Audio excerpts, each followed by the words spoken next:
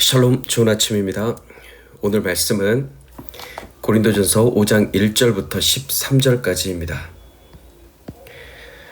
너희 중에 심지어 음행이 있다 함을 들으니 그런 음행은 이방인 중에서도 없는 것이라. 누가 그 아버지의 아내를 취하였다 하는도다. 그러하고도 너희가 오히려 교만하여져서 어찌하여 통한이 여기지 아니하고 그 일 행한 자를 너희 중에서 쫓아내지 아니하였느냐. 내가 실로 몸으로는 떠나 있으나 영으로는 함께 있어서 거기 있는 것 같이 이런 일 행한 자를 이미 판단하였노라. 주 예수의 이름으로 너희가 내 영과 함께 모여서 우리 주 예수의 능력으로 이런 자를 사탄에게 내어 주었으니 이는 육신은 멸하고 영은 주 예수의 날에 구원을 받게 하려 함이라. 너희가 자랑하는 것이 옳지 아니하도다. 적은 누룩이 온 덩어리에 퍼지는 것을 알지 못하느냐. 너희는 누룩 없는 자인데 새 덩어리가 되기 위하여 묵은 누룩을 내버리라. 우리의 유월절 양 곧 그리스도께서 희생되셨느니라.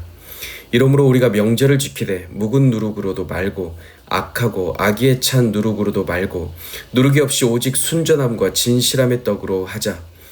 내가 너희에게 쓴 편지에 음행하는 자들을 사귀지 말라 하였거니와 이 말은 이 세상에 음행하는 자들이나 탐하는 자들이나 속여 빼앗는 자들이나 우상 숭배하는 자들을 도무지 사귀지 말라 하는 것이 아니니 만일 그리하려면 너희가 세상 밖으로 나가야 할 것이라. 이제 내가 너희에게 쓴 것은 만일 어떤 형제라 일컫는 자가 음행하거나 탐욕을 부리거나 우상 숭배를 하거나 모욕하거나 술 취하거나 속여 빼앗거든 사귀지도 말고 그런 자와는 함께 먹지도 말라 함이라. 밖에 있는 사람들을 판단하는 것이야 내가 무슨 상관이 있으리요마는 교회 안에 있는 사람들이야 너희가 판단하지 아니하랴. 밖에 있는 사람들은 하나님이 심판하시려니와 이 악한 사람은 너희 중에서 내쫓으라. 아멘. 오늘 바울은 고린도 교회 안에서 발생한 성적인 범죄, 곧 아버지 아내를 취하는 근친상간의 죄를 다룹니다. 이방인들도 용납하지 않는 비윤리적인 음행이 교회 안에서 터졌음에도 교회는 통한이 여기거나 쫓아내지 않고 그냥 용납합니다. 사도 바울은 그들이 그 죄를 용납하는 이유를 그들이 교만하기 때문이라고 꼬집습니다. 이 시대에도 어떤 사람들은 교인 중 누군가가 음행을 저지를 때 우리가 판단할 일이 아니다, 하나님이 하실 일이다 라고 말하기도 합니다. 그 말은 왠지 설득력이 있어 보이지만 전혀 성경적이지 않습니다. 오히려 사도 바울은 교회 밖에 있는 세상 사람들이 그렇게 하는 것에 대해서는 나와 무슨 상관이 있느냐라고 말합니다. 교회 밖에 있는 사람들에 대한 판단은 교회의 소관이 아니기 때문입니다. 밖에 있는 사람에 대한 심판은 오늘 말씀처럼 하나님의 영역입니다. 그러나 12절에서 바울은 예수 안에 있는 사람들, 즉 교회 안에 모인 사람들에 대해서는 우리 공동체가 판단해야 할 책임이 있다 말합니다. 이것은 교회가 그리스도의 몸으로서 전체가 이 거룩함에 대한 그 책임을 공유해야만 하기 때문입니다. 2절에서 바울은 교회 안에 음행이 있을 때 우리는 통한이 여겨야 한다라고 말합니다. 여기서 통한으로 번역된 헬라어 퓨세오는 가장 아끼는 사람이 죽었을 때 그런 극도의 슬픔, 극심한 슬픔을 의미합니다. 야곱이 요셉을 잃었을 때, 또 예수님의 제자들이 예수님을 잃었을 때 이러한 슬픔으로 슬퍼했습니다. 누군가가 예수님의 몸인 교회 안에서 음행을 행했을 때 그저 방관하고 묵인할 것이 아니라 우리는 통한이 여겨야 하는 것입니다. 이런 자를 사탄에게 내어 주어라 라고 바울이 말하는 것은 공식적인 출교 명령을 의미합니다. 그리스도의 통치가 미치는 은혜와 생명의 영역 밖으로 쫓아내는 것입니다. 이것은 이젠 영적 보호막이 완전히 사라지고 사탄에게 그대로 그를 노출시키는 것을 말합니다. 이것이 너무 가혹하게 보일지 모릅니다.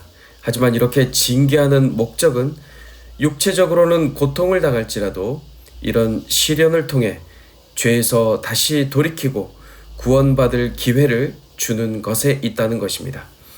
도리어 그의 영혼을 살릴 수 있는 최후의 수단이 될 수 있는 것입니다.